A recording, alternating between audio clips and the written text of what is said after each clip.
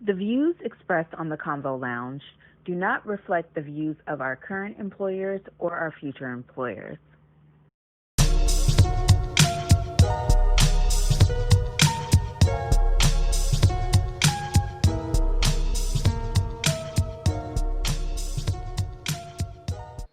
All right, everybody, welcome to the Convo Lounge with your hosts, Amir Anthony, Char Rochelle, and Antonio Crow.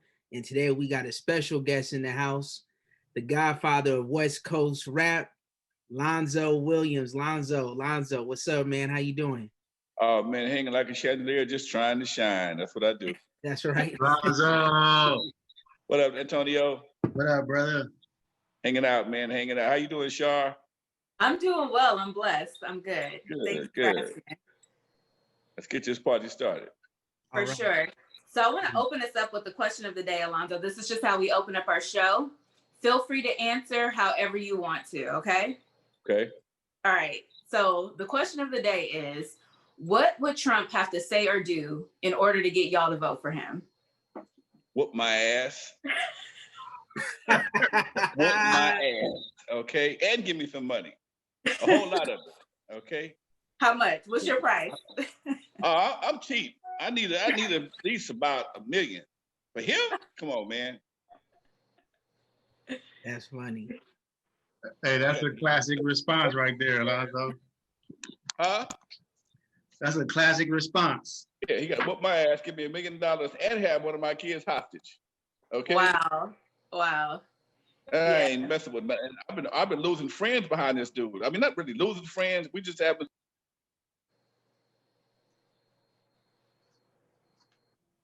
I think you're intentions, and it really amazes me how folks can justify some of this stuff and then ignore so much other stuff. And I'm like, dude, right. I can't ignore.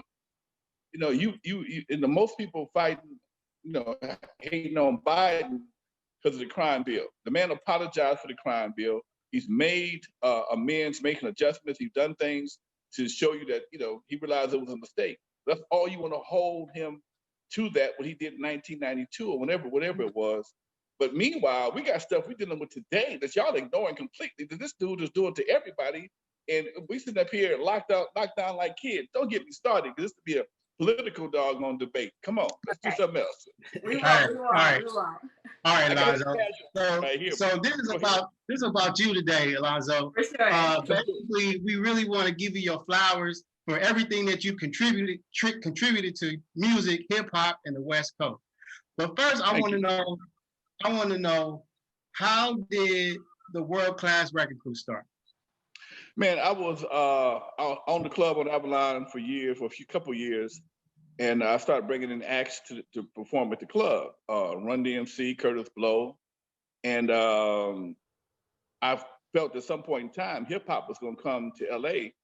And when I talked to these guys, they didn't know anything about the record business, and I'm like, you guys, I think probably the one that made me do it the most was Run DMC, because they came down here.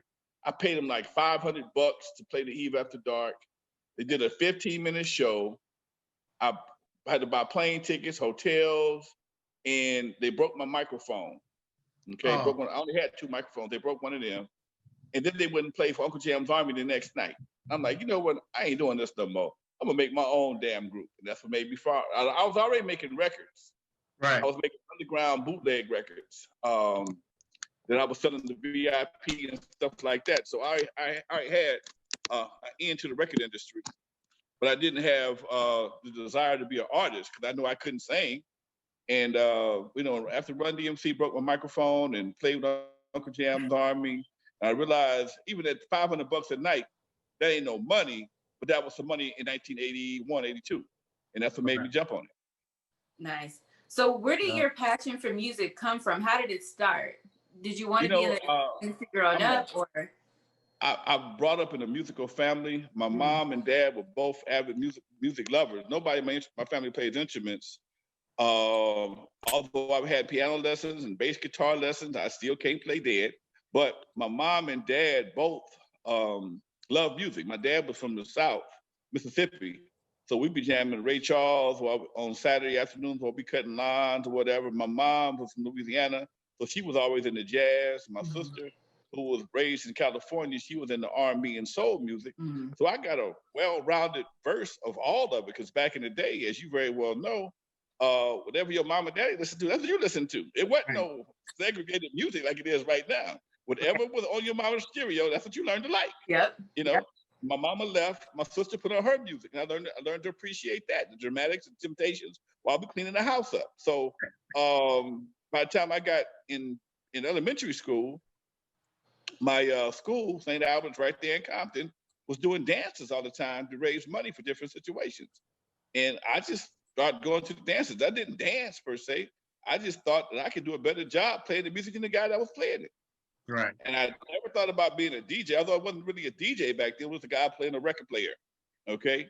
It wasn't a DJ. And then I went to Campanella Park, and they would have Tom Cross, the boss Tom Cross record hops at Campanella Park and at Gonzalez Park and Gonzalez, Campanella, and Lueders Park would always have Friday or Saturday night dances with KGFJ. And I would go to him, and I just thought what he was doing was so powerful. I wanted to do that at one point in time, but I was under the impression you had to go to broadcast school to be a radio DJ, to be a club DJ. Disco had not been invented yet.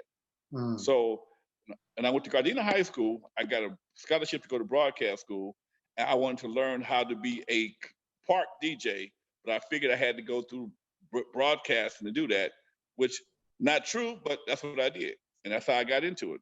Love of music, the love of the energy. The energy for me is just awesome. You can't get, a brother can't get the same, or I'm sorry, a non-athletic brother can't get the same charge anyplace else. You know, I can play baseball, football, but I ain't no athlete like that. I was always picked like 4th or 5th. Okay, so I wasn't that dude in school that's running the touchdown, but when I got behind them turntables, I got the charge I couldn't get. Only an athlete can get it, and that's what made me love it. And I got it, I loved it, and I still love it to this day. Yeah. Music is definitely electric. It is an energy and a spirit in and of itself. So I definitely feel you. Yeah. That's what's up. So for our listeners out there that are a little younger, tell them, Lonzo, about the World Class Wreckin Crew and what that meant. World Class Wreckin Crew. You know, we came out in 1983. We formed in 82. Made our first record in 83, right after Run DMC left, and we made a record called Sliced. And we came up in the Jerry Curl era. We came in right before the crack era. Crack was around, but it was still freebasing, and it had not taken hold yet of the community, and people were still partying to Kurtis Blow and Run DMC. I mean, Kurtis Blow and Sugar Hill Gang, Kurtis Blow, Sugar Hill Gang, and Grandmaster Flash and the Furious Five were the groups everybody really loved. Run DMC was coming up. They hadn't had their big success run yet, and we were patterned more like Grandmaster Flash and the Furious Five. But when we looked at their costumes, we not wearing feathers. We not wearing moccasins. You know, we West Coast dudes. So we had Jerry curls and we had our sequin suits, and we were the counterpart to Melly Mel and the Furious Five. We went to we did a show with them one time in England, and we noticed that these guys wore the same thing the whole time. From the time we picked them up in New York, from the time we had the same hotels, they wore it on the stage, and they wore it back home again. And I'm like, no, man, we're not doing that. We got costumes. We don't live this, okay? These are costumes we wore for our stage. You know, we wore jeans and tennis shoes. If we walked into the crowd before the show or after the show, you couldn't tell we was Wreckin' Crew or like anybody else. But these guys, they lived that stuff, and for us, it was a stage thing. And we still get clowned for the sequin suits and the Jerry curls, but you got to turn the hands of time back and look at what was happening at that time. Everybody had Jerry curls. Wreckin' Crew was performing with Midnight Star. Look at Midnight Star's uniforms. Look at Mary Jane Girls. Look at the time. We was performing with these people. There were not a lot of rap groups for us to perform with, especially on the West Coast. So we were opening acts we were opening act, and we couldn't go out there with tennis shoes and jeans like we just got through playing basketball. It wasn't gonna fly back in the 80s. We had to have the look. That was the look we had to have. Like right now, everybody got to have the tattoos and braids look. In a few years, you're gonna look back. Why you got all them tattoos on you, Daddy? Same thing. Just watch and see. Right. Just let the time run around. And people go, man, you got all them tattoos and dreads. What happened to your dreads, bro? You bald head now. Anyway, keep talking. Yeah, I mean the same way in the 80s, in the 70s, you had the Dramatics, the Isley Brothers, Earth, Wind and Fire's wearing, fur coats and crop top shirts and bell-bottom pants. So you just got to go with the times. You got to go to time. Bell-bottom pants gonna come back. You mark my word. They're gonna come back. They're gonna be tight at the hip, but they already had that version, so I don't know. But they're gonna come back at some point in time. I was listening to on the way in from Arizona last night. I was listening to The Walk by the Time, talking about a fresh pair of baggies. Okay, if you wear baggy pants right now, you're gonna be obviously out of date unless you over 50. Okay, and even then you're gonna be suspect. So it's just a matter of time before everything loops back around, and I just seen it happen already 4 or 5 times already. What they wearing right now, that we call them stovepipe pants back in the early 70s. Okay, if you look at the Temptations, they shit was tight. They pants was tight as all outdoors. Okay, they called them stovepipes. Okay, and so. What it is a different material, a different music, and then right after they had the stovepipe, they came out with the bell bottoms. That was the 70s. Okay. Then the 80s we came out with the baggies. Okay. And we wore baggies, and then they had the sagging, whatever the case may be. I don't understand how that's still around, but it's still around. And now everybody back to the tight pants because the materials changed. Because now you get some elasticity in your stretch pants. Back then, if you did the splits in them pants, you busted your ass out. Your pants would be busted. But fashion is fashion, baby. And that's how we did our thing. That's right. That's what's up. And for the listeners out there, Lonzo, can you just tell them what the lineup of the World Class Wreckin Crew was? Well, the lineup started with the center. That's me, Lonzo.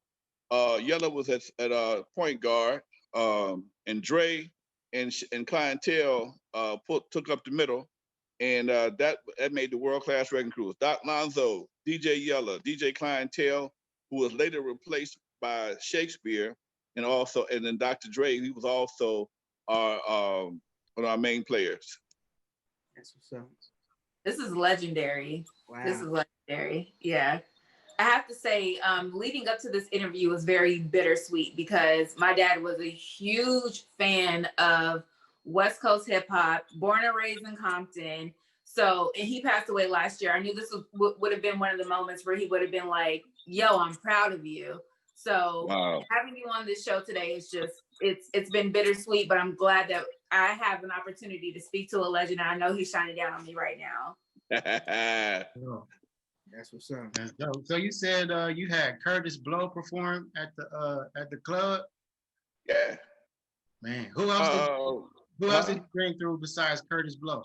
It was funny, man. I had Kurtis Blow, Run DMC for sure. But then I remember I ran into Andre Harrell at the premiere of Defiant Ones, the documentary I'm in with Dr. Dre, and he reminded me that he had a group called Dr. Jekyll and Mr. Hyde. Mm-hmm. Okay, it was Andre Harrell and Alonzo something or another, and they were Dr. Jekyll and Mr. Hyde. I liked them because they wore suits. Yeah, they were rappers with suits on. Okay, so when I saw Andre, he Alonzo, what's up, man? I hadn't seen him in years. That's when I saw he was broke, and I saw him at the thing. We hung out for a hot minute, chatted up for a minute. He reminded me that his group came to the club. But after I did that, shortly after. You muted yourself. Oh, there we go. Yeah, somebody, one of my nephews, I told him to call me, but not during the interview. After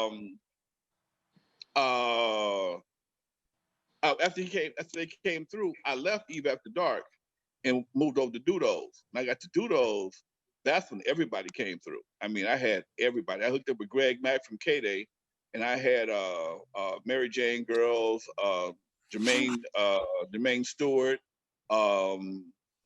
Midnight Star. It was funny. I mean, then we had Salt and Pepper. We had Queen Latifah. Wow. We had Real Roxanne. Then we had The Killer. We had New Edition. And they was babies. They was babies. They was babies. That was the first trip to Los Angeles, and K-Day had a big party. K-Day had this big contest. Whoever won the contest got a free concert from New Edition. And I wasn't even up on New Edition like that. And Fremont won the contest, and Wreckin Crew opened up at Fremont for New Edition. Then we did the after party at Dudo's. Oh my God. Must have had about 2,000 people come to that show that night. That was the biggest party I did in all my life. And it was just off the chain. So yeah, and then, LL Cool J did Dudo's. I mean, because I had so many different venues, I had different people come through different venues. Even After Dark was kind of limited because, like I said, it was smaller. But when I got to Dudo's and Skateland, the floodgates just opened up. By that time, like I said, Greg Mack was rolling with me. So he was just shooting us people left and right. People, I forget most of the action I had over there because it was like that. That's what's up. Man. Wow. When I'm thinking about you telling these stories, I can't go back and hearken to the New Edition biography movie that came out a few years ago. And then, of course, Straight Outta Compton. And I got to ask, how accurate was the portrayal in Straight Outta Compton? Especially the movie the beginning when they were telling the story of you guys. Straight Outta Compton was a good movie, great entertainment, not a documentary. And that's the part people forget. Okay, it's not a documentary. It's a biopic. Biopics have a different agenda than an actual documentary. If it was a documentary, I'd have stayed in the movie a lot longer. If it was a documentary, I'd have been in the movie a whole lot longer. Yeah. It was accurate in base. Basically what they was doing. That they did is they took a lot of things, took facts, and then embellished on the facts. Okay. And probably one of the biggest misunderstandings, misnomers anybody could come through when it talks about me was about NWA and playing rap music. Okay. First of all, I was the one that brought rap music to LA. Okay. Now, when it comes to them playing gangster rap, I don't ever recall them ever playing gangster rap around me. And this is a story, it's a true story. The reason why I had a problem with Dre playing the one record that he did is because I almost got arrested behind this shit. Okay? I'm at Dudo's Music Center. Dudo's was much bigger than Skateland. I mean, even After Dark. So I had to hire off-duty cops to be my security. This is 85, 84, 85. Okay? The world is not like it is right now. People still looked out for kids, and there was a law called endangering a minor or lewd acts in the company of a minor. Okay, I got a lieutenant guy I've been paying for the past 6-7 months, and his crew, who I was very cool with, who pulled me to the side and says, "Hey man, I could arrest you right now." And I'm like, "For what?" He says, "That record Dre just played, it's played in front of all these kids, all this foul language. What are you talking about?" I was so busy, I didn't hear the record, okay? And it wasn't anything Ice Cube ever did. It was something that his partner Jinx did. It was called Fuck All Them Hoes, okay? The record never really came out, but it was something I pressed up. I got one. I'm gonna put it on YouTube, and I was kind of saving it, but it was a record I made called Fuck All Them Hoes, okay? Dre played the record at Dudo's, and when Homeboy heard this record, he ran and found me and jammed me up. I jammed Dre up. So they took that scenario and stuck it with me, an Ice Cube, doing something about gangster rap. I had never, up until 4 years ago, 5 years ago, 6 years ago now, I had never seen Ice Cube perform a gangster rap lyric in my life. Because at the time when Ice Cube was signed to my label, they were doing Beastie Boy knockoffs. If anybody want to check out what I'm talking about, check out Ice Cube, and he was with CIA. Because Ice Cube was with CIA, they were doing something totally different. It wasn't until he left CIA and joined NWA, but by the time he joined NWA, I wasn't doing parties no more. I was wrecking crew full blown, full time. So the timelines would never match. Okay, I was already done doing doodles and Skateland. We was on tour. In fact, I was touring with them most of the time. Wow. So so you have to understand that I'm the only one that knows the true timeline. I'm the only one that don't have nothing to hide about it. Like I tell anybody, I'll tell you the truth if it means I got to throw myself under the bus as well. So if you got tire tracking marks on your ass, I got tire tracking marks on my ass too. That's the kind of dude I am. I'm old school. Okay, what you gonna do? Right. So I have a question about the evolution of music, right? So how do we go from My Girl, Bet You by Golly Wow, Honey by the Ohio Players to calling women bitches and hoes? Like, how did we get there musically? It was a very simple evolution. Understand this, okay? When they were making My Girl and Dramatics and the music and all the orchestration, you had people that actually went to school and studied musicianship. You had writers who had experienced different things in life. So the guys that wrote for the Temptations were much older than the Temptations. The producers were much older than them. Okay, the Dramatics, Tony, I know the guy named, I'm a big fan of his. Tony, the guy that forgot his last name, but who produced the Dramatics, they were in competition with Motown. Okay, there was a different kind of competition. They was in competition to see who had the best horns, the best strings, the best background vocals. The Dramatics, the Temptations, the Dales, all these groups were fighting to be the best. Okay, Temptations were they were the men, but the producers were also fighting as well because you wanted to be better than Gamble and Huff. Gamble and Huff had the Philadelphia sound. Berry Gordy Boys, they had Motown.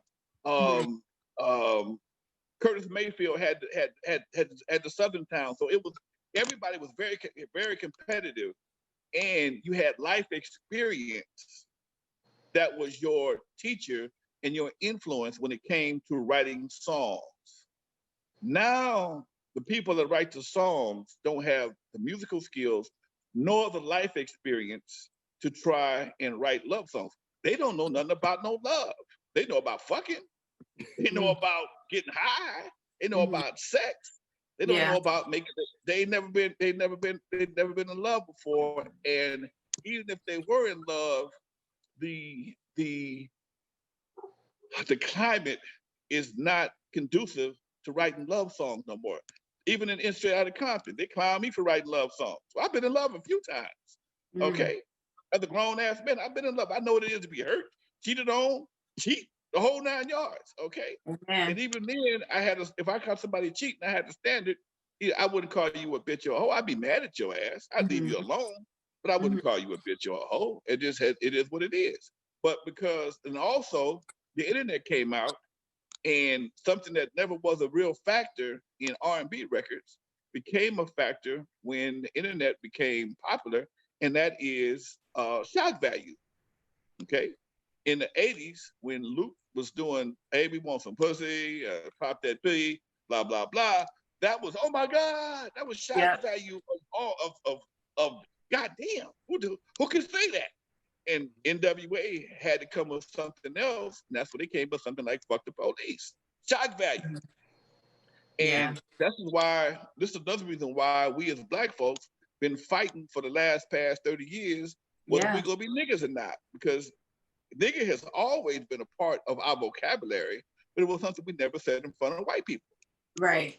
We never call women bitches to their face. Pimps did, but the average cat call a woman a bitch, you finna get cut. Right. But women can say it, men can't. But if a man say it enough, it gives shock value. Right. And with the digital music being what it is, you don't have to be a musician to make music. You can be, and if you listen to the music, there's no real production. It's basically, a drum machine or a tone generator, and no horns, no keys, no strings, just maybe a little bass line that's really choppy, and somebody saying something that's kind of catchy for the day. But not until somebody like Bruno Mars come out with some horns and some strings and some melodies, and he blows up for the next year. Okay, but hip hop is very disposable. It always has been, you know. But you have records that was made in hip hop in the 80s and 90s by Tupac and Biggie that will never go away. They will never be old. And I've watched it happen 1,000 times. When I had my club on Avalon, I'd rent the club out to different promoters, and DJ come in playing all the so-called hot music, and nobody moves. Nobody would move. People sit there and look at their phones for the first 2 or 3 hours, but as soon as the DJ want to start getting the party cracking, he playing Biggie, he playing Tupac, and he got to play Baby or Why You Bullshit. Okay, and quick. Got and to. Okay. You gotta play it. Okay, and if you really want to get funky, you're gonna play No Vaseline. Okay, so one of the funkiest danceable disc records of all time.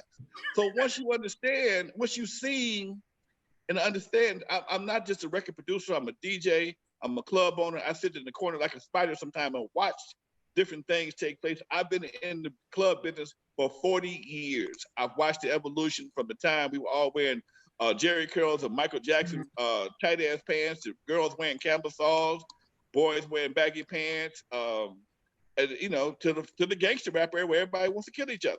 So I've done it all like nobody else, not just from one perspective, and that's why I'm the godfather of West Coast hip hop. Right. So would you say in that same vein, like with the divide within the Black community, in addition to mass incarceration and the crack epidemic, would you agree that gangster rap was one of the major divides within the Black community, because it then pinned the Black man against the Black woman, and then Black men against Black men with gang violence? Gangster rap was the ultimate nail in the cross for the Willie Lynch letter. You're absolutely correct. It did everything that the Willie Lynch letter did on steroids. Wow. Okay. It pinned the young against the old, the rich against the poor, the man against the woman, the bitches against the ladies, the men against the gangsters. I mean, when I first got into club business, it was always gangsters around. Okay. But your gangster ratio was about 10% of 100%. You know, and gangsters pretty much only dealt with gangsters. I left the club, went on tour, came back, opened the club up in the mid-90s. It had flipped up to about 70% gangsters, 30% civilians. And all women was bitches, let the guys tell it. Wow. Okay. So yes, the gangster era and the gangster rap era was I guess it was the ultimate nail in the coffin when it came to the Willie Lynch letter, because it divided us like never before. And it gave people, and because we never had, as Black folks, we don't have an organization that steps up and says, hey, you can't say that, you can't do that. I got to tell you a quick story.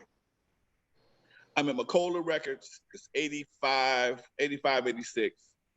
Don McMillan got a record called Two Live Jews, patterned after Two Live Crew.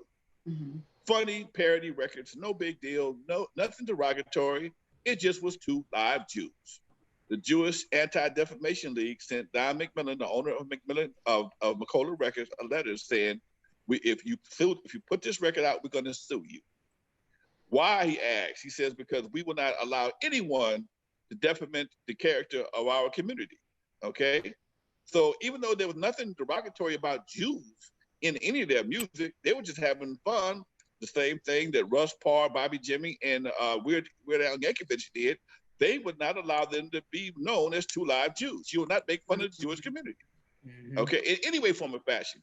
Yeah, I was 40 years old and I realized there was a negative word for Jews. Wow. I still don't know it. You see, there is one. You call a Jew a kike, a K-I-K-E, you're gonna have a problem. Wow. Okay? They don't play that. And that's how well protected their imagery is. The imagery of Black America, the brand of Black America is not protected. Nobody protects the brand of Black America. Nobody protects the brand of Black America. Here we are in 2020, All we asking for is Black Lives Matter. And people get mad and we want to be equal. How in the fuck are you mad about that? I'm not asking you to give me nothing but equality. That's all I ask you for. Right. But you're mad because some other people infiltrated the organization and messed up some shit they shouldn't have done, but yet still you want to blame everybody else for it. Nah, that's bullshit.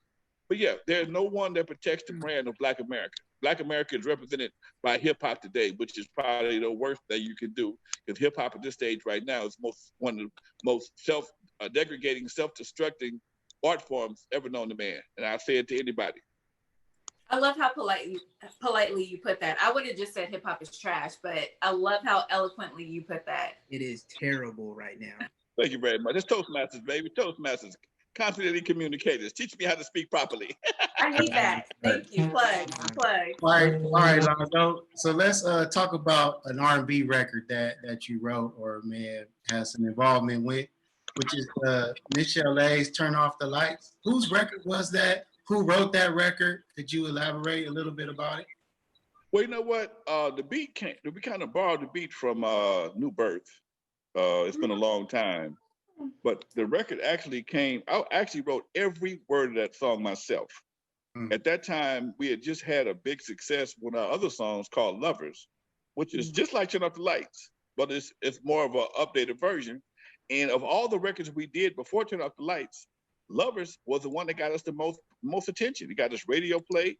It got us the most response in the concerts. It was a big record for us, bigger than Juice Surgery, bigger than Juice Surgery and Cabbage Patch. Okay, most people forgot about it because Turn Off the Lights came in '86 and just overshadowed all that. So I realized that we had a knack for a certain type of song, and I wanted to do another one. Well, me and the crew was on the way out, and they wasn't checking for it, and I'm like, you know what? I'll do it myself. One day at the Compton swap meet, I was dropping off some records, and Cube said this the other day. I thought I was the only one that experienced this. When a record comes to you, it's like having, I'm gonna say this, I don't mean to be vulgar, it's like having constant, like having a bad stomach ache and vomiting, because it just keeps coming. The lyrics keep coming, it keeps coming, and you can't stop. So it hit me. A lady had told me this. She had told me something like this a couple days prior, and it hit me. And I stopped what I was doing, ran to my truck, ran to my van, grabbed a record out of the case. And most records have those. Records always have a sleeve in it, a white sleeve. Mm-hmm. And I started writing it down. I started writing the whole. I wrote everybody's part. I wrote Dre's, Yella's, everybody, because nobody wanted to do any more slow songs. And I did, F y'all, I'm doing it myself. And I did it. Dre was playing with the beat, and we put it together. And they still didn't want to record it, so I had to find some money to bribe them to go to the studio to record the song. And shortly after that, we broke up. We've never performed that song as the original recording group. Michelle had never sung that song with me. Dre had never performed that song with me, although we were on tour at the same time doing the same song. They was NWA. I was Wreckin Crew. I got Richie Rich and Battle Cat playing Dr. Dre and DJ Yella. And Michelle is singing, Mona Lisa is singing Michelle's part. We've never played that song as the people who originally recorded it. Wow. That's a hit. That's a hit record too. Yes, it is. Still a big hit. One of my biggest songs to this day. What was The Divide all about? What was the what? What was The Divide about? Like, why'd you guys split up? Well, by the time we already Turn Off the Lights, hip hop was changing. Okay, hip hop was changing. Dre was heavily influenced by Public Enemy. He saw the success that Luke had just got with 2 Live Crew and the shock value. I'm kind of stuck in my ways. I'm pretty much going to roll with the car that got me to the concert. And when I got ready to do Turn Off the Lights, they was on some hip hop, something on another hip hop level, which is all fine. And the original plan was Dre was going to produce Wreckin Crew and NWA, just like George Clinton produces Parliament and Funkadelic. Yes. And everybody else, Paulette, everybody else, okay? That was the original plan. But when they started doing NWA and it took off, that whole plan got scrapped. And then they got mad at me. Here's the craziest part. word got to me that I broke up with them on purpose, because I knew I had a hit record, and I didn't want to pay them. Like, how in the fuck do I do that? Okay, where do you do that at? Okay, so it's when you think about it, man. I mean, we had a lot of dividing elements in the crew. I'm not gonna blame everything on Jerry Heller, but when you look at the big picture, before Jerry Heller came into the picture, Lonzo was the go-to guy for Eazy-E. I took Eazy-E to get his contracts from my lawyer. Eazy used my studio. Everything you saw straight out of Compton, Eazy doing Boys in the Hood, the whole 9 yards, the episode, the scene with him and the guys, Homeboys Only, that was done in my house. That happened at my house where I live at today. Antonio's been there before, okay? That was all historical stuff that happened at my house. So, plus I'd owned businesses before, and Eazy, I was just confident. He confided in me. Eazy wasn't trying to be a rapper. He was trying to be a businessman. I was the person he would talk to. He was never trying to be a rapper. He was trying to be a businessman. So he would talk to me, spend a lot of time in my house, asking me questions or whatever, and I gave him the answers best I possibly could. But even then, the record business had so many nuances to it that I didn't even understand. I couldn't answer everything. And I had a simple system that I used. I paid when I sold a 12-inch, I paid the pressing costs, and I gave each one of the guys a percentage of that right there. I didn't pay publishing per se, because I didn't understand publishing. I was an independent label. We didn't have no accounting system. If I sold X amount of records, they got X amount of dollars. Okay, simple as that. Easy. That was how we made. When he started making his records, he was pretty much doing the same thing until he got picked up by a major. I didn't understand publishing until I got picked up by a major. Okay, They wasn't teaching that shit on the internet like it was then. Wasn't no like it is now. Right. It wasn't an internet class you can go to and learn how to do publishing. It wasn't that kind of party. So, plus I'd been in business a lot longer than any of them had, and I was that guy that if you had a question about something else, everybody came to, whether it was Dre, Cube, Eazy, whatever the case may be. And I've always suspected that my knowledge of business was not conducive to Jerry's plan. If you look at Ruthless, the main thing that came out of Ruthless came from Crew Cut first. Okay. Ruthless was basically Crew Cut with Raider shit on. Okay.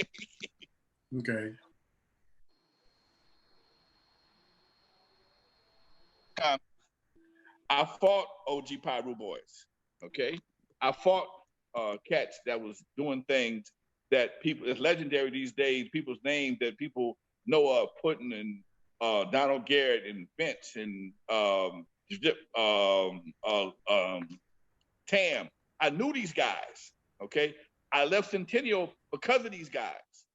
I understood, I had a different understanding of gangsterism than these guys did, okay? Not that I'm a punk by no means, but I'm not gonna let somebody I'm not willing to die, go to the penitentiary over no bullshit. Listen. I've been there too many times, seen bullshit turn into a life or death situation. And I don't want to go out behind no bullshit.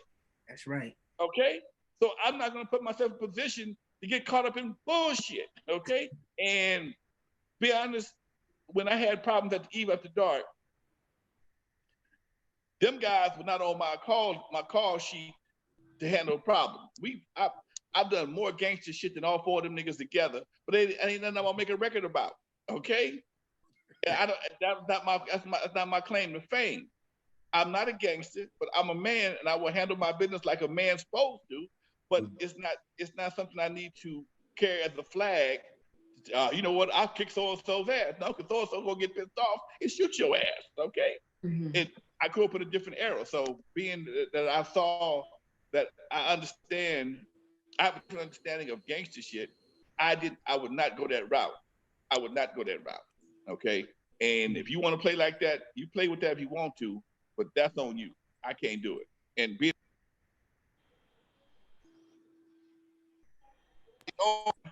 that I wasn't a gangster per se, I'd be the biggest lie ever told. Okay?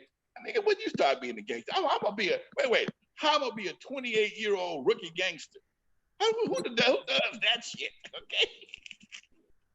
But in that same token, I heard that Ice Cube was never a gangster, yet he's a gangster rapper. He never gangbanged? Well, you know what? Ice Cube never gangbanged. And I'll tell you, I said it before, and I'll say it again. I had to rethink my whole position on Ice Cube as a gangster rapper, as a gangster.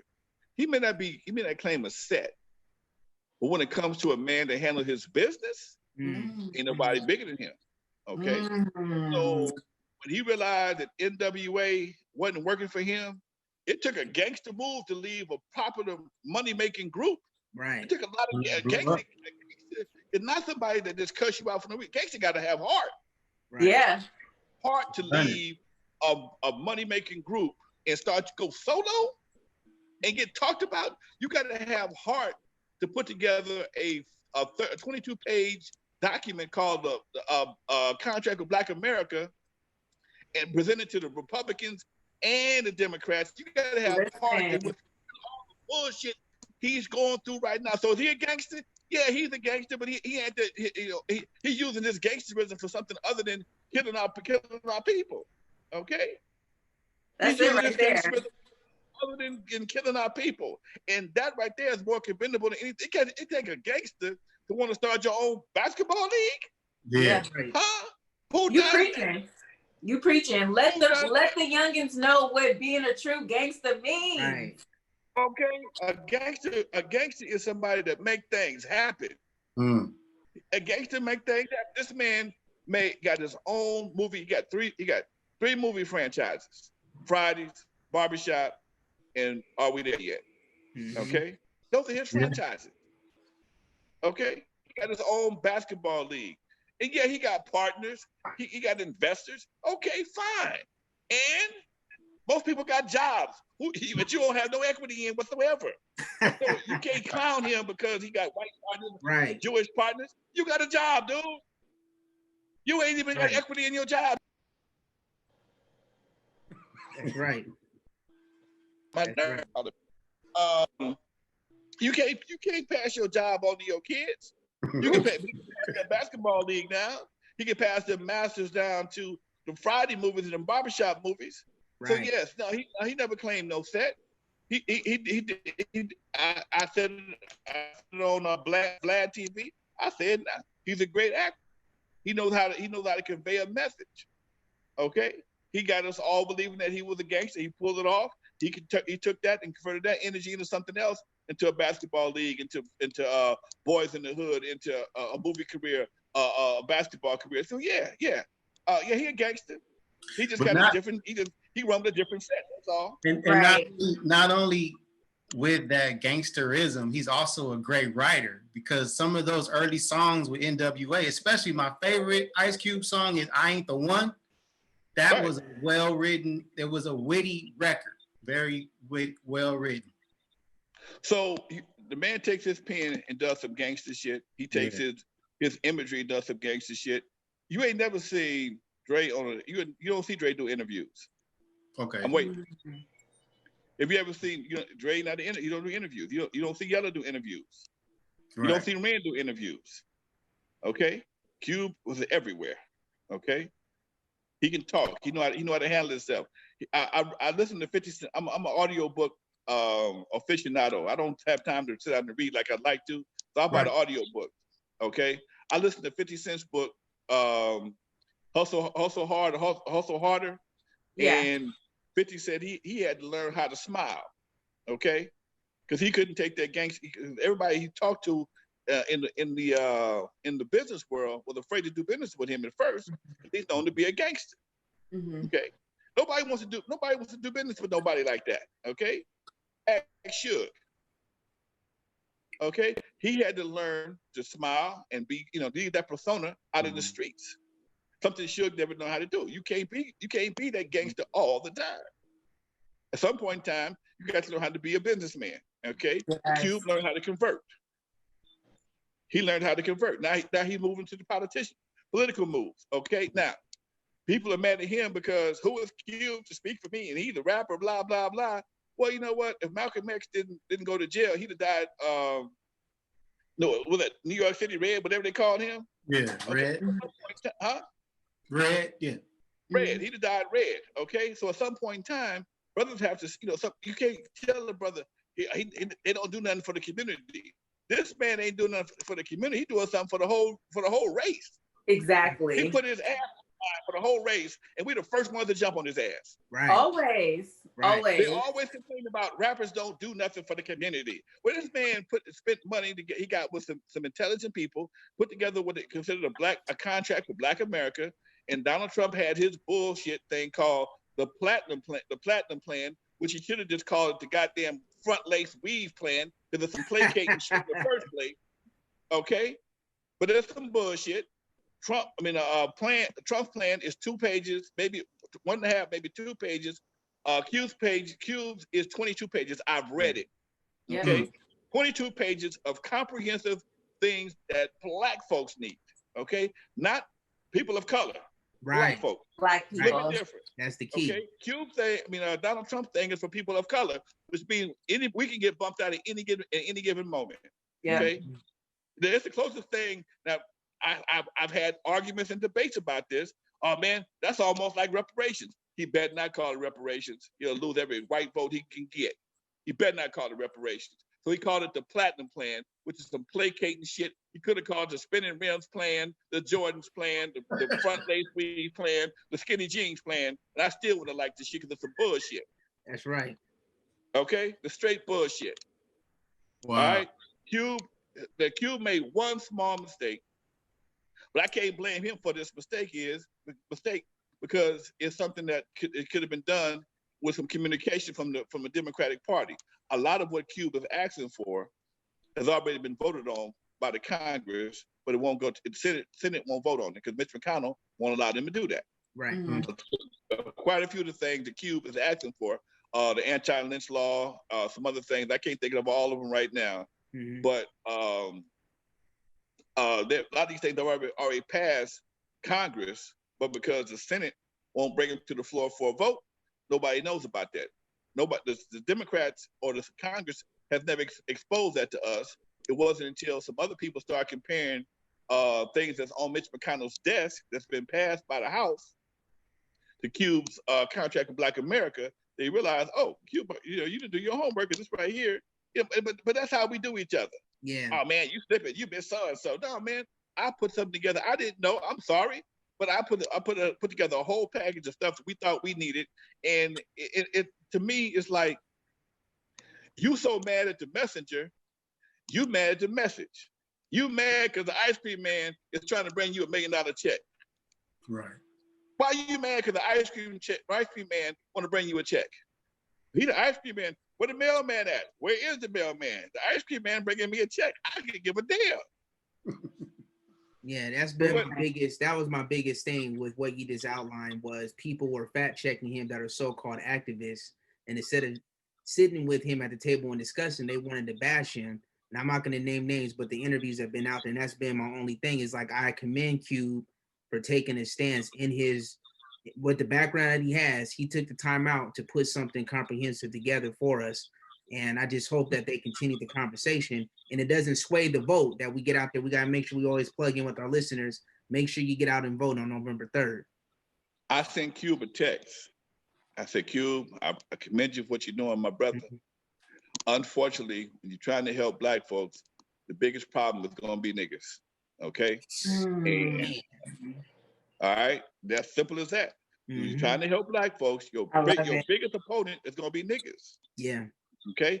Now, the way Cube is getting raked over the coal by the Black community, it will make anybody else that want to do something for Black folks think real hard about even trying to, because I got to fight through a shit-coated shield, a bullshit-coated shield to get through the real message. The bottom line is, I got something that we can use that we need, but you mad because it wasn't brought to you by Cornel West or some pastor. Right. Miss me with that. Right. Miss me with that. Yeah.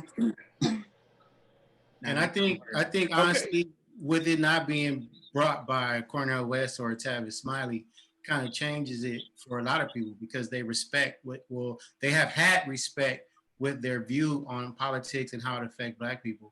And then with the Democratic Party saying that it wasn't time to really listen to Ice Cube regarding that, it kind of made it in the sense that it would split the vote. So people that were probably gonna go Democrat wouldn't, because Cube kind of just spoke up to in the time that it wasn't right.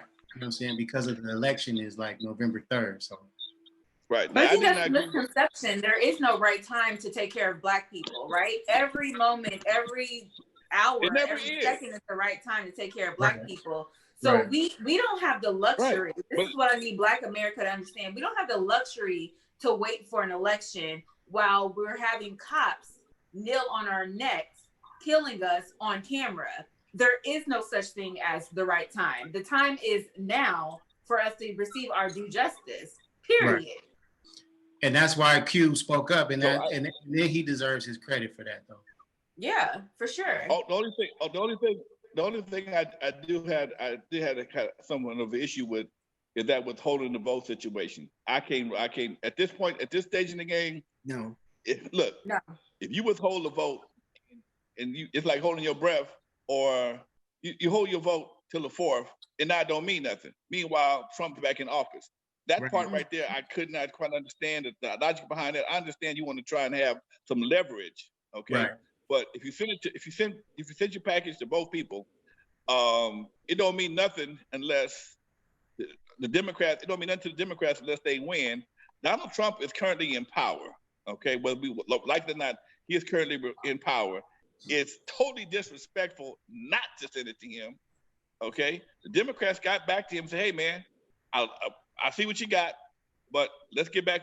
Let's address it after the election," which could be. Some people say it's disrespectful, but right now we got an election to win, okay? And the next thing is, like my boy said, we talked about this on my show. I do every Tuesday, 7:00 on Facebook. At this stage in the game, we're playing a serious game of multi-level chess, not checkers. Right. We're playing a serious game of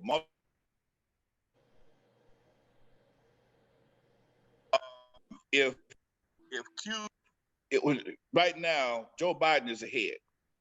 Okay? Joe Biden is ahead on most of the polls. Okay?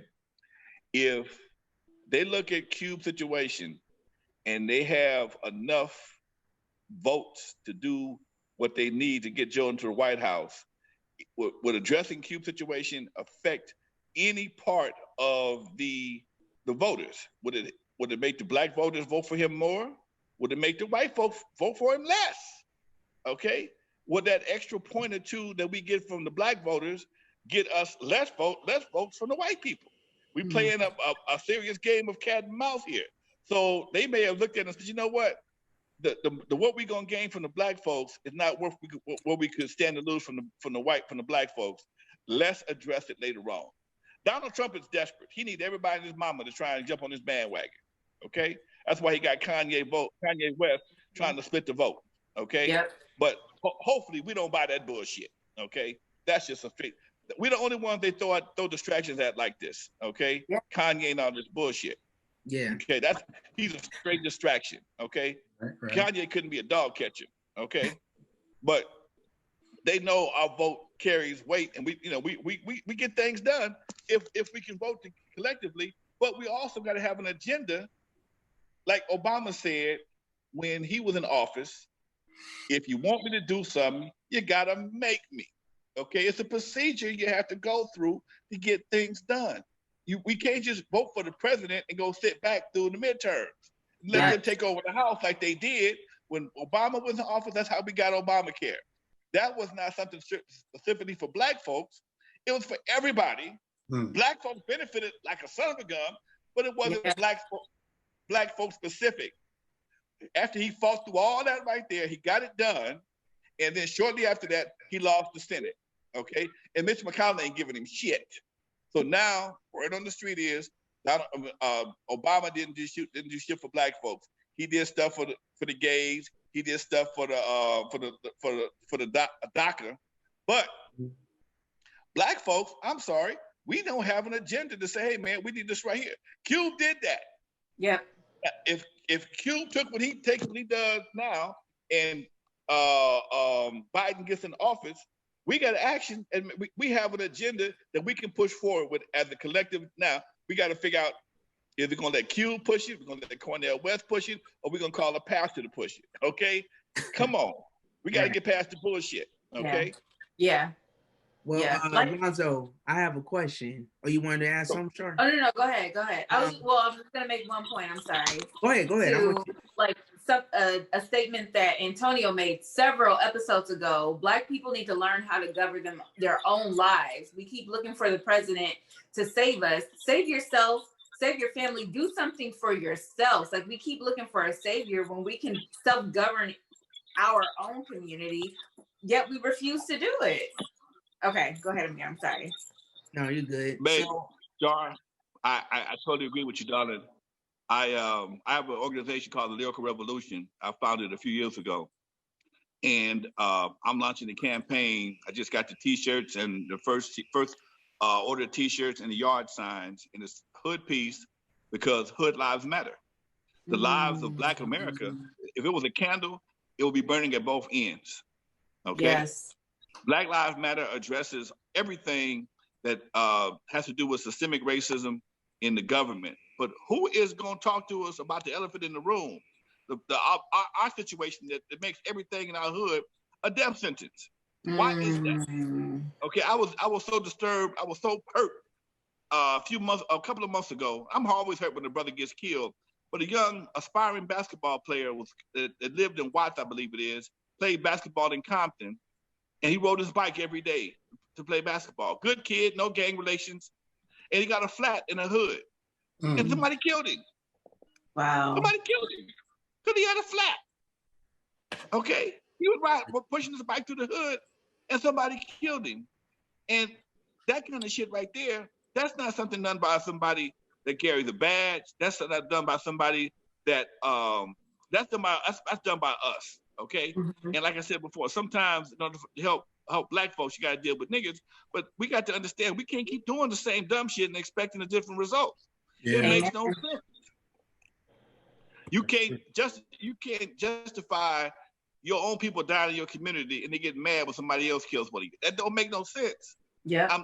I know they got all type of, oh well, the police are paid for this, and they got all kind of clinical names they give it for things happening in the community. You know the game is being played on you. Why are you still playing the same game? If you know the game is being run on you, why are we still playing the same game? Yeah. Why are we still playing? Cops know that in certain neighborhoods, certain young Black men will carry a gun because they fear their lives. Yeah. But the reason why they fear their lives is not from the police, it's from other Black men. Yeah. So they know all they gotta do is go fishing.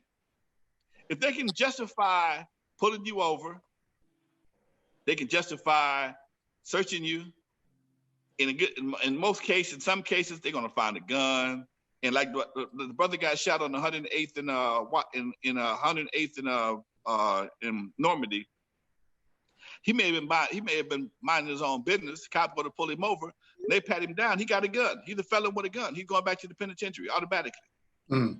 Okay, he's a felon with a gun. Now I'm not justifying shit the police do. Don't get it twisted.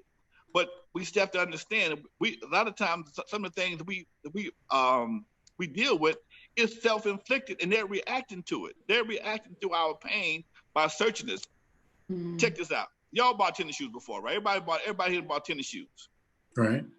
You go buy a pair of tennis shoes, they want to sell you a pair of socks, the cleaner, all the stuff, the paraphernalia to go with the tennis shoes, right? I used to work at Kenny Shoes.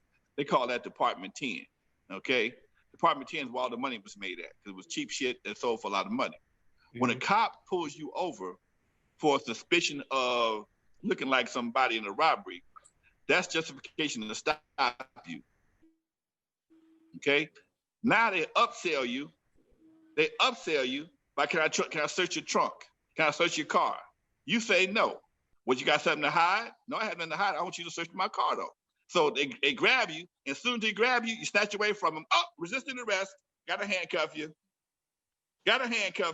So now you mad, and as you get mad, now he get justification to search your car and all the other things. So now he takes a minor situation, and you got a failure. You got resisting arrest. You got all these other charges. So now you in jail, pleading for your freedom on some bullshit, and from the very beginning.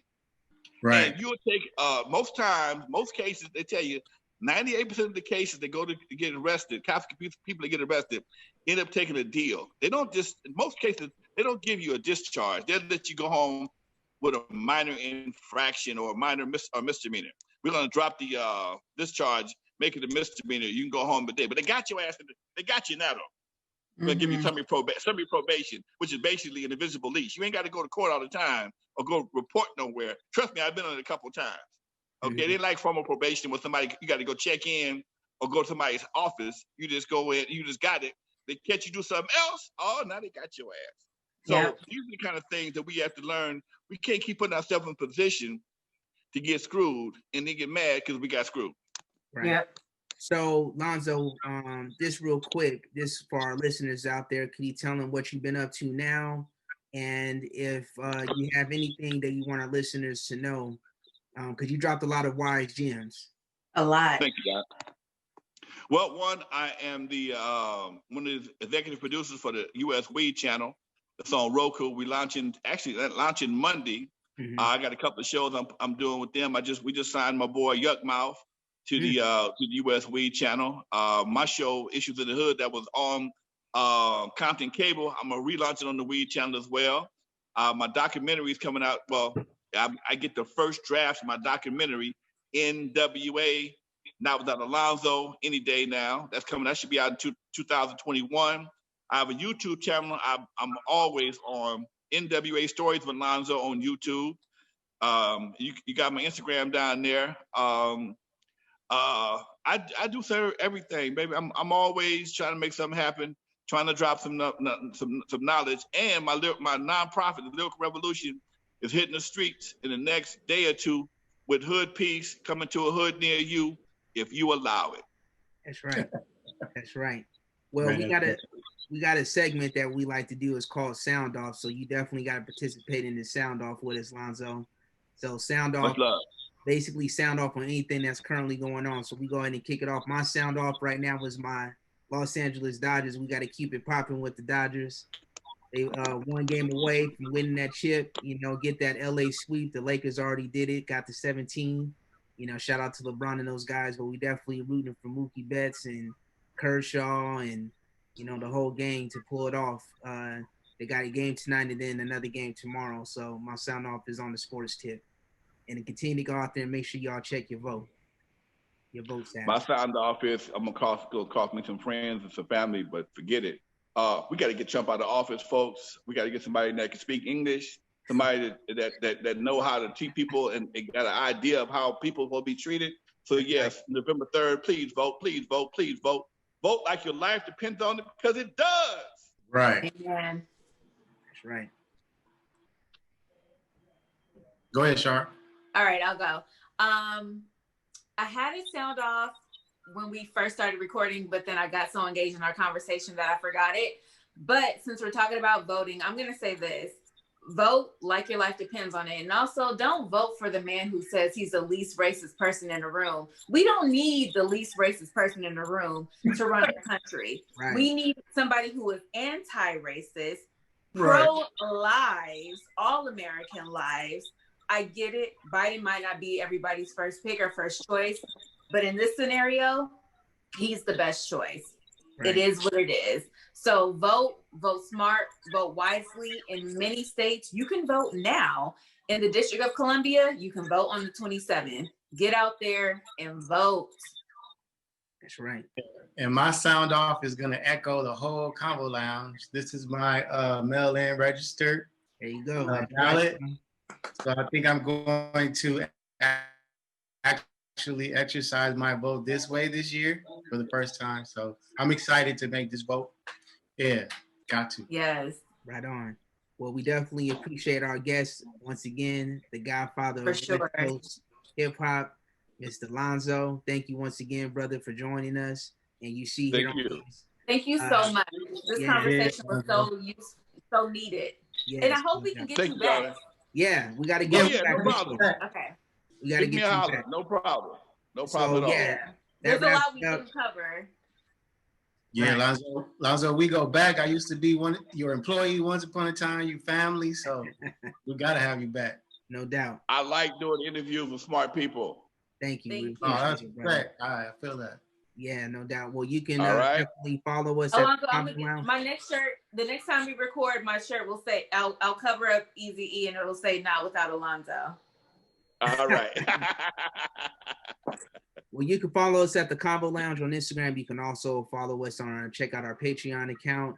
You see that you can follow us also on our personal IG pages, as you see listed here, at the Prosperous One, Char Rochelle, and Antonio Crow Clothing, and our guests at Real Alonzo NWA. But we thank you once again for joining us on this special episode of the Convo Lounge. You guys take care and stay blessed. Peace. Peace.